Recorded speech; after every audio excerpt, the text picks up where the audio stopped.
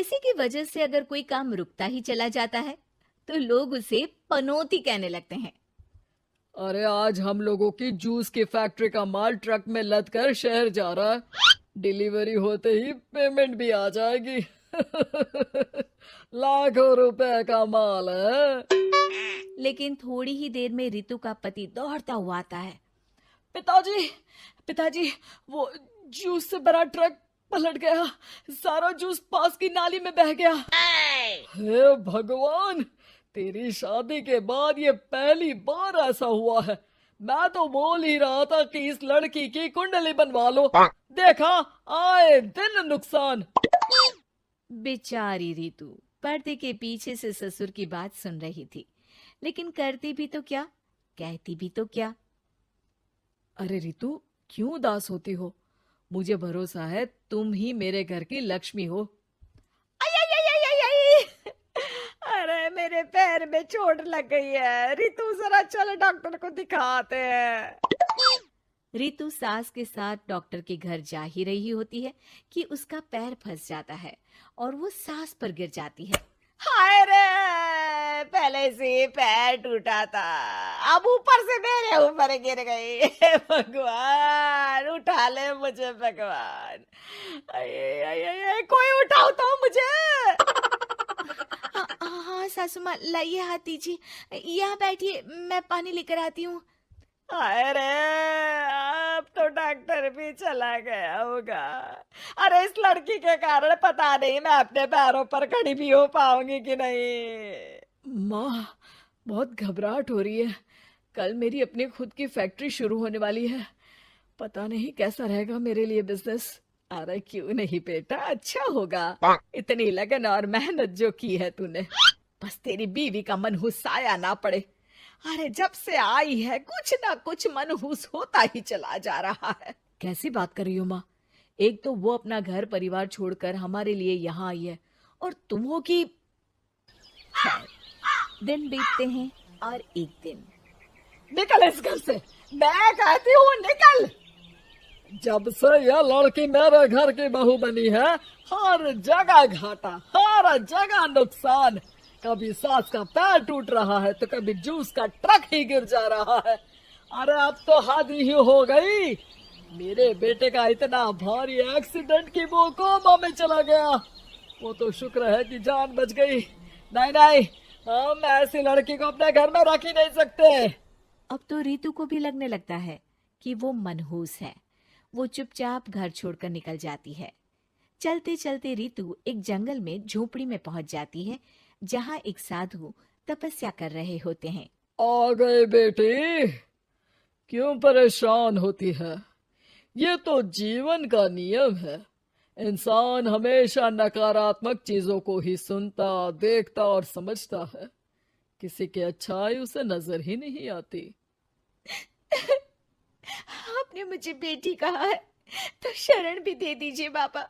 मैं आपका सारा काम कर दिया करूंगी, बस आपके जीवन में मेरे जैसी बेटी की वजह से कुछ बुरा ना हो। साधु आंख बंद करके मुस्कुराता है और रितु उनके घर की बेटी बन जाती है। पिताजी, भोजन तैयार है, आकर खा लीजिए। बेटा, जो भोजन तूने बनाया है उसमें सांप का जहर है। वो खाकर मैं मर सकता हूँ। नहीं नहीं पिताजी, खाना तो मैंने अपनी आंखों के सामने बनाया है, यहाँ तो कोई सांप आया ही नहीं। ठीक है, फिर ला मैं खा लेता हूँ। साधु खाना खाने जाता ही है कि खाना रितु के हाथ से गिर जाता है और वो खाना बिल्ली खा जाती है। बिल्ली उस खाने को खाती ही मर जाती है। नहीं पिताजी, मैंने खाने में जहर नहीं मिलाया। मुझे इस बात का पता नहीं पिताजी। मैं ये बात जानता हूँ। खाने में जहर का मिलना और इस खाने का गिरना, ये तो पहले से ही तय था। इसमें तुमने कुछ नहीं किया है बेटी। रितु समझ नहीं पाती कि क्या हो रहा है। वो रोने लगती है और साधु को अपनी सारी कहानी सुना देती है कि कैसे उसके ससुराल वालों ने उसे पनौती मान लिया था। साधु मुस्कुराकर कहता है, बेटी, क्या चाहती हो तुम? क्या तुम जीवन भर यहाँ रहना चाहती हो या फिर अपने ससुराल जाना चाहती हो? पिताजी, मैं ससुराल जाना चाहती हूँ क्योंकि वहाँ मेरी ज़रूरत है। मैं चाहती हूँ कि मेरे ससुराल वाले मुझे पनौती यानी कि मनहूस ना समझे। उन लोगों को पता चले कि मैं उन लोगों का भला ही चाहती हूँ। ठीक है बेटा, ऐसा ही होगा। तो कल मेरे साथ चलना। दोनों अगले दिन रितु के ससुराल जाते हैं, जहाँ साधु के साथ रितु को देखकर सास कहती है, अरे वाह रे करम चली, हम लोगों के घर में तूफान लाकर चैन ना मिला तुझे। जब जादू टोटका करने के लिए ये बाबा बाबा बुलाकर किसी को लेकर आई है। नाना माँ जी, ये तो मेरे धर्म के पिताजी हैं। मुझे ससुराल वापस छोड़ने आए हैं। ये तो बस पिता का धर्म निभा रहे हैं। इन्हें कुछ मत कहिए। वाह जी वाह, 4 महीने बाद आज ही अपने पैरों पर खड़ा हुआ हूँ और ये मनहूस फिर से आ गई। इस बार क्या जान लेके जाएगी? अरे मेरी भी सिर्फ टांग में फ्रैक्चर था, अब ये आ गई है तो पक्का टांग काटनी ही पड़ेगी। हे भगवान, पिछली बार तो जूस का पूरा ट्रक ही पलट गया था, इस बार तो पक्का फैक्ट्री में ताला ही लग जाएगा।